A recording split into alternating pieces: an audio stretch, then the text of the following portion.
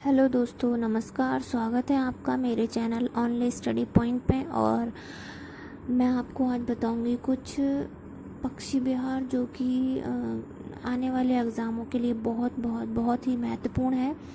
और ख़ासकर ऐसी छोटी छोटी चीज़ें जिनको हम अनदेखा कर देते हैं वो हमारे सामने आ जाती हैं। तो इसलिए हमें अच्छे से, बहुत ही अच्छे से एग्ज़ाम की तैयारी करनी है और हमें ये सब पढ़ते चलना है।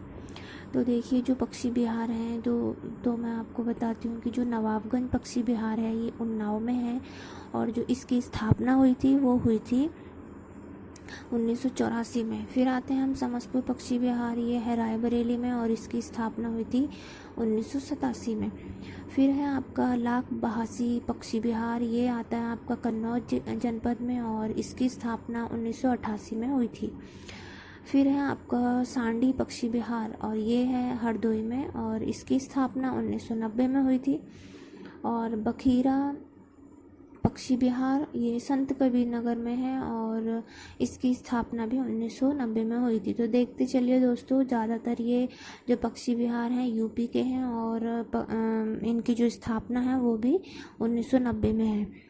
तो अगर हम देखें, ध्यान से पढ़ें तो ऑप्शन के हिसाब से जहाँ तक है ये हमें एग्ज़ाम में हो जाने चाहिए। उसके बाद हम आते हैं आपका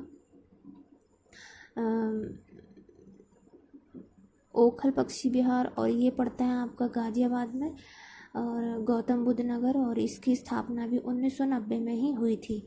उसके बाद हम आते हैं समान पक्षी विहार, ये है आपका मैनपुरी में और इसकी स्थापना भी 1990 में ही हुई थी। और पार्वती अर्गा पक्षी विहार ये गोंडा में है और इसकी स्थापना भी 1990 में ही हुई थी। उसके बाद है विजय सागर पक्षी विहार और ये हमीरपुर एवं महोबा जनपद में है और इसकी स्थापना भी 1990 में ही हुई थी। फिर आते हैं हम पटना पक्षी विहार, ये है आपका एटा जनपद में और इसकी स्थापना हुई थी आपका 1990 में ही। तो देखिए दोस्तों, कितने सारे ऐसे जनपद हैं जिनकी स्थापना, कितने ऐसे विहार हैं जिनकी स्थापना 1990 में ही हुई थी।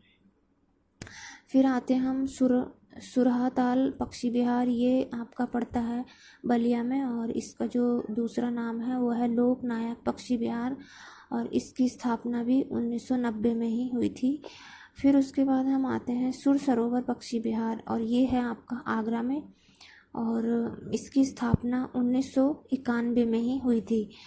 उसके बाद हम आते हैं भीमराव अंबेडकर पक्षी विहार, ये प्रतापगढ़ में पड़ता है जनपद और इसकी स्थापना भी 2003 में हुई थी और ये शायद इसका दूसरा नाम बेती लाल पक्षी विहार है। तो देखिए, जो ये नाम दिए गए हैं ना दो अलग अलग तरह के, तो ये ऐसा भी हो सकता है कि पहले कुछ और नाम रहा हो, अब इसका नाम बदल दिया गया हो, तो ऐसा होता है खासकर। तो फिर देखिए दोस्तों, ऐसा है कि आप ये ना सोचे कि ऐसी छोटी चीज़ें या फिर ये कोई ऐसी इम्पोर्टेंट चीज़ें नहीं हैं तो ये नहीं पूछेगा, हम इसको नहीं पढ़ते हैं या नहीं देखते हैं, ऐसा नहीं है। एग्ज़ामिनर का कुछ पता नहीं होता कि वो क्या पूछ लेगा हमसे। तो चाहे वो हमसे पूछे ना पूछे, हमें नॉलेज होनी चाहिए बेसिक सी। और जब हम किसी चीज़ को पढ़ते हैं तो हमारे सामने जब वो चीज़ होती है तो जो 3 ऑप्शन होते हैं हमारे सामने, तो कहीं ना कहीं वो हमारा सही हो जाता है। चाहे हमारे माइंड में गलती उस पर जाता है, लेकिन हम जब देखते हैं, चेक करते हैं तो वो सही होता है। तो यही है कि अगर हम पढ़ेंगे तो फिर हमें हमारे दिमाग में कहीं ना कहीं बैठ जाता है, ऑप्शन के हिसाब से हो भी जाता है। तो दोस्तों, अगर आपको मेरी ऐसी छोटी छोटी शॉर्ट वीडियो पसंद आ रही हैं तो प्लीज़ अपना रिस्पॉन्स दीजिए, कमेंट कीजिए और मेरे चैनल को लाइक, शेयर और कमेंट कीजिए और सब्सक्राइब भी कीजिए और मुझे अपना सपोर्ट दीजिए ताकि मैं ऐसी छोटी छोटी शॉर्ट वीडियो बना सकूं।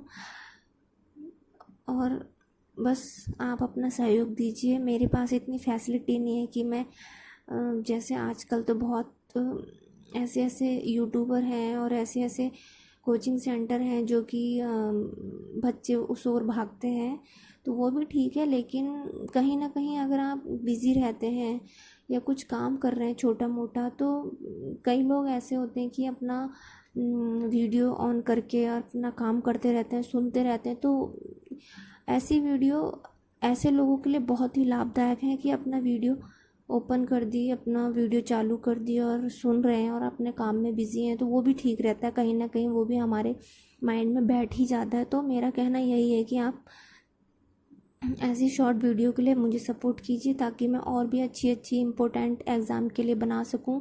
और बस यही कहूँगी। धन्यवाद, थैंक यू।